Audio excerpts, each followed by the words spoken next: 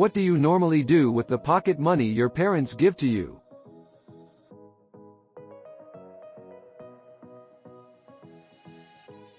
Most of you, at this point, would argue that you do not receive any pocket money. Believe this.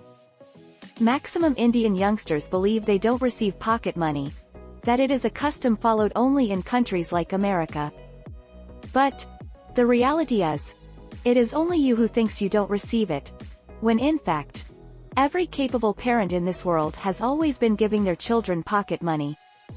It's that most of you just don't realize it yet. Let's ask this question to ourselves. Have our parents ever given us money to buy chips? Or cold drinks? Or clothes? Let's say, you have a monthly urge to eat chips. So, you ask your father or mother, money, to buy one packet of chips once every month. Now, besides the fact that it is unhealthy to convert chips eating to a regular habit, you could have easily converted it to your monthly pocket money if you had not spent that money on chips eating, at least during some of the months. Remember opportunity cost? Additionally, if you do or did manage to pocket some of this money, and if you are only conserving it in your pocket, it will remain there lifeless, and then one day when there is a hole in your pocket, all that money will be gone, and you would hardly realize it. Believe this. If we really want to set ourselves apart from our parents and uncles and aunts, we have to prove to them that we are able to manage money better as teenagers, when compared to their teenage years. Most of the things that we will talk here were not taught to our parents when they were teenagers. They only started learning these when they were growing up as adults. So, as a newer generation, we have to be better youngsters than they were. Let's see how we can grow this money, as a more financially educated generation. Did you know that the average Indian youngster aged between 16 to 22 years old spends on an average 3,000 rupees to 4,000 per month shopping? If we count the average amount of pocket money we receive monthly, for the few of us who believe we receive it, it would be around 1,000 rupees to 2,000. For those who are still not convinced that they receive pocket money, count the amount of money you ask your parents to buy a new dress or shirt or chips, or cold drinks and goodies.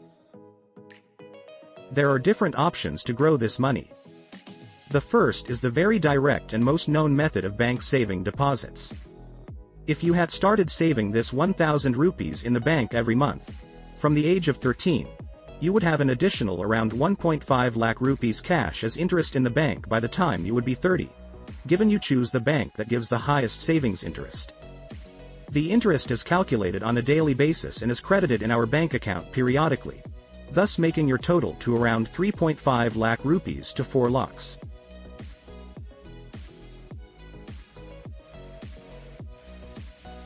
Alternately, you can also start a fixed deposit or recurring deposit wherein your money stays locked in and you cannot withdraw before maturity of your lock-in period. If you had deposited 1,000 rupees every month for 10 years and then invested this into fixed deposit for 7 more years, you would have around 2.7 lakh rupees cash in the bank. You should try a combination of all these methods and compare scenarios wherein you will receive the maximum money after maturity. The second and lesser-known option is to invest your money in the market.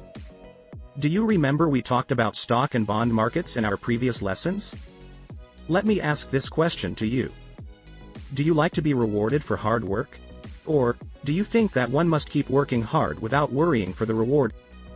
Well, the latter may seem very cool and you may have heard a lot of people around you saying and believing the latter. But remember this. You do not work hard in vacuum. You would have to have a goal in mind so that you are working hard to achieve it, and the more the times your hard work is rewarded or the more nearer you get to your goal, the more hard work you would want to put in. This is a general human instinct. If you represent hardworking, ambitious people, then you must also acknowledge a capitalistic economy wherein businesses that work hard enough to be the best amongst their competitors win people's hearts and perform great. To support ambitious businesses in a capitalistic economy, businesses need money, and the best place for a business to raise money from is the public that the business serves. Therefore, the stock market exists. It is an opportunity for you to financially support ambitious, hardworking and well-performing businesses that you believe in. You never know. One day, maybe, you would start a business and take it public, and someone else may invest in your company by buying the stocks. You can buy and sell stocks actively by creating your own Demat account in the bank, or you may invest your money in periodic manners into mutual funds and exchange trade funds or ETFs. These are not direct stock investments.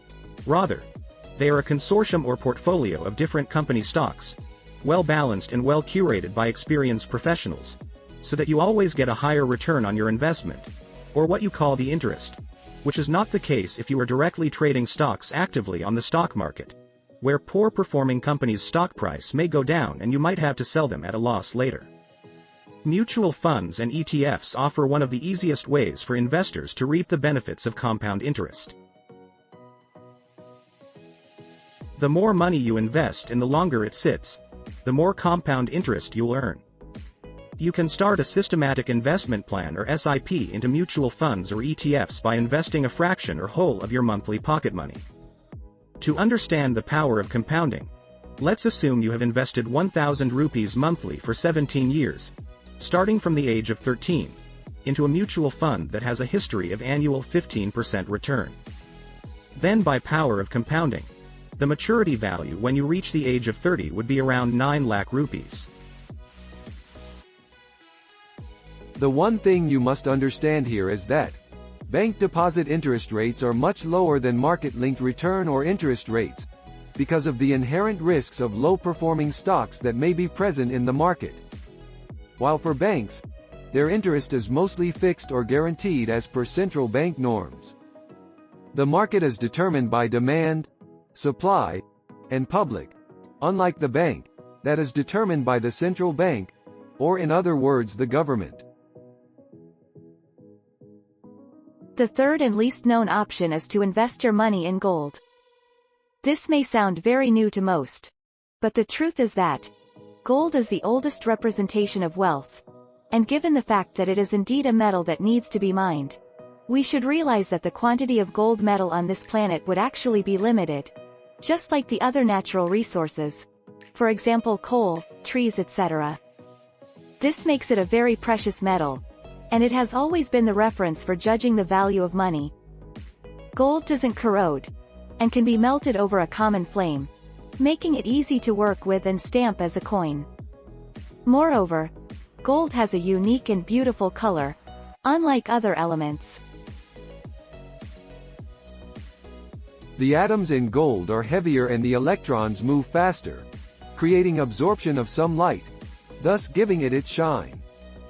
The value of a country's fiat currency may keep fluctuating due to various external and internal reasons.